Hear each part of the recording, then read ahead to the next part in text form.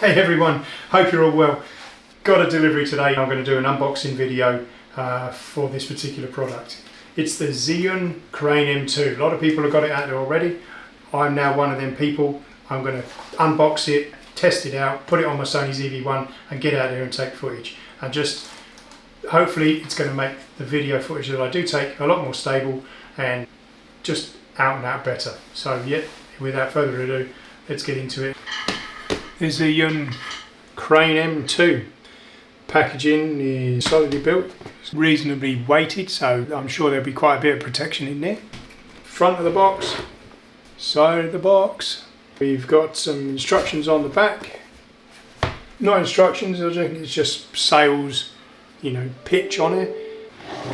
Another piece to the side, so let's rotate that around. Directions as to the different components and parts, the joysticks and buttons, etc. Let's get this cellophane wrapping off. Let's try and be nice about it.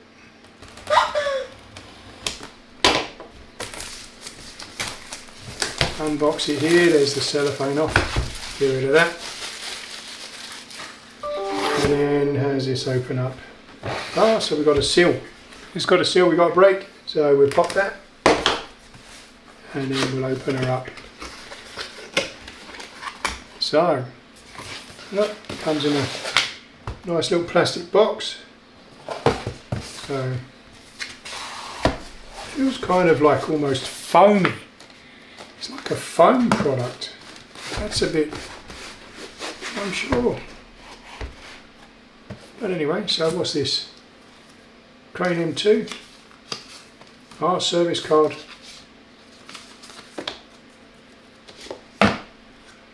So we've got a service card, just some pump.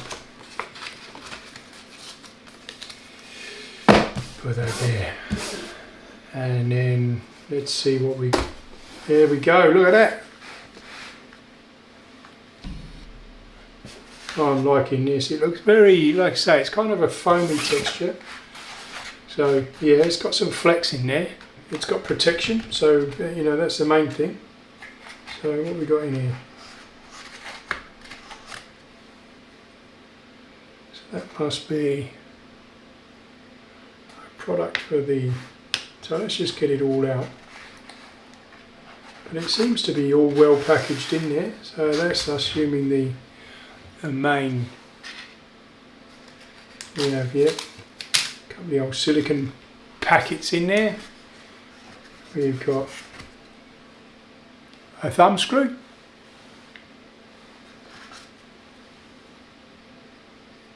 I'd assume that's some form of wrist strap.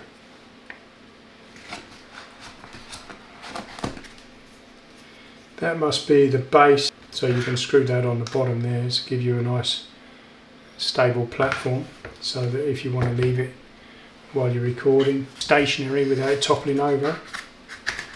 There we go. I'd imagine this is a USB-C cable. Yep, so that must be a charger stroke data upgrade cable for the port. And then I don't know how this thing comes out.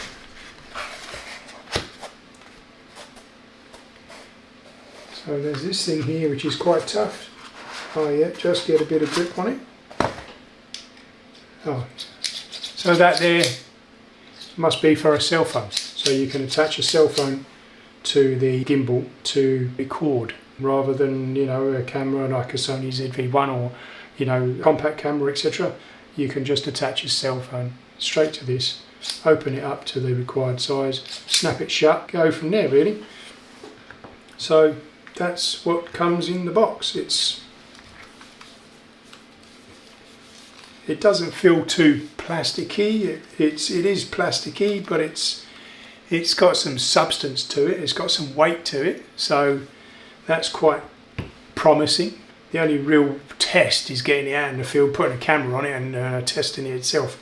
So I'll do a follow-up video once I know what all these settings do and everything else. I've got to charge it up yet. But ultimately it's very well packaged in the sense of it's tight, it fits in there nice, everything's made to fit so it won't bounce around in transport.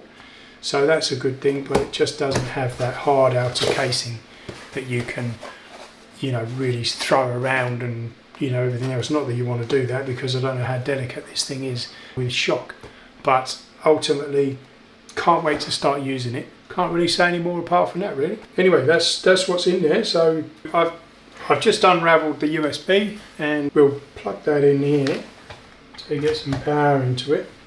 So we'll plug this in here. What we got here? So, alright, so we've got a battery light that's turned up. So you can see that there's a battery indicator that's telling me that it's charging. Turn on the on button, then, which is a slider. So it's, you just put your thumb finger against that, and then you just slide it up for a number of seconds, and then it turns itself on. It's saying it's gone to sleep because obviously these are locks, and you have to set it up for the actual device that you're going to go. You can't actually charge it in the actual box, so you can't, you know, you can't store it in there, plug it in and charge it. Maybe that's due to the heat that, you know, this gets warm, or you know, something along them lines. You can put the base on, so that just, you know, you get it in there, and then it will sit upright, you know, so you can stand it up on its feet. Let's get rid of this box. You have the controls here, which I'm assuming you can Bluetooth into the camera with any luck, so that you can push record here and then you don't have to touch the camera. This must be the actual setting that you slide onto. Yep, there we go. So that must slide into that part there, which is the plate that you will use for your, this is an adapter plate which you will use for the camera or whatever that you're using. I don't quite know how this thing fits here. Oh, there we go. So there's the base. So that must fit in there. And then you've got your base with the slider mounting that you're going to use. And then you've got your thumb screw under here. So I'm assuming this just goes into there. And then you can screw that up to lock it in place. And then let's get it to about there. And then if you were using your cell phone, that would go in there. And then you'd have your cell phone on there, which you'd open it up to the required size. And then this must be, let's have a look. This must just be like a, yes, so this is just a, it's leather, or, you know, fake. It's a plasticky leather, simulated leather. But ultimately, you know, you just loop that through. It gives you that extra bit of support in case it slips out of your hand, whether you're doing something, you know, running along or something, and you get sweaty palms or whatever, and you haven't got gloves on, you know, it might slip out of your hand. You've got that reassurance that this is going to, you know, not fall to the ground and have a hard knock, especially when you've got your camera on as well. So this is just an extra assurance that you've got that safety net as such to protect you from any knocks or spills or falling over. There's a lock button, so it's currently locked. So let's try and go up here. So we've got a lock button there, which you know, I'm assuming is for the gimbal before you actually close her out. You've got a trigger button, not sure what that's for, we'll find out. Haven't read the manual yet. We've got the menu button along the same side as the on and off slider. So you've got your toggle switch, which, you know, that's you know, goes up and down, and then it doesn't click, but it must be like a joystick that, you know, you can, you know, go up, down, around for the actual tilting of the actual gimbal itself. Your record and memory button, and then you've got like your wide and telephoto slider here for zooming in with the camera itself. You've got this thread here, I'm not sure what that's for. The gimbals, you've got, it's all calibrated there, so that's a good sign. You know how far you've got to slide it out to get, I'm assuming, your balance when you're setting up your initial device. So, you know, you can set it up and then you can memorize where them settings are. It's quite easy to remember them. You've got one on this one, which is another. So you've got your slider there, again, with your incremental marks. These little toggle switches, which are, they feel really good actually. Yep, got them everywhere. You've got the red one here, again with the slider, incremental settings that you can set it to.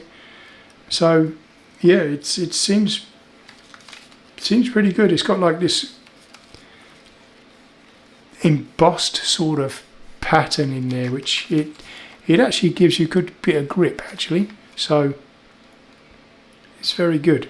So all in all, I think it's a really good product. I think there's a USB, I don't know what that's for, so I'll have to read the instructions to find out what that's for, but bottom line is it feels really good and I can't wait to start using it. So yeah, that's what it comes in when it's delivered. And I suppose with this as well, because it's screwed on the bottom, the crop on your camera is really quite tight, you know, not a very wide angle lens, then that just gives you that extra distance that you can hold it further away to be able to get yourself in shot with a bit more of a wide angle look, rather than it being really cropped in tight, just with that additional sort of handheld part on the end. That's the first unboxing of the Zhiyun M2 or Crane M2. So I can't wait to start using it.